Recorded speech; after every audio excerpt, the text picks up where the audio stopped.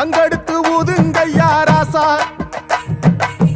சந்தனத்தை எடுத்துக்கிட்டு ராசா, நம்ம புருஷனை திரட்டி வையு ராசா. அந்த ஒத்தையடி பாதையில அவன் ஓடி வரான் காள மாட, அங்க உச்சி பானை ஒசரத்துல அவன் ஆடி வரான் காள மாட. கொம்பு ரெண்டு குறு குறுக்க, கண்ணு ரெண்டு தீ பிடிக்க, நாலு காலு பாச்சா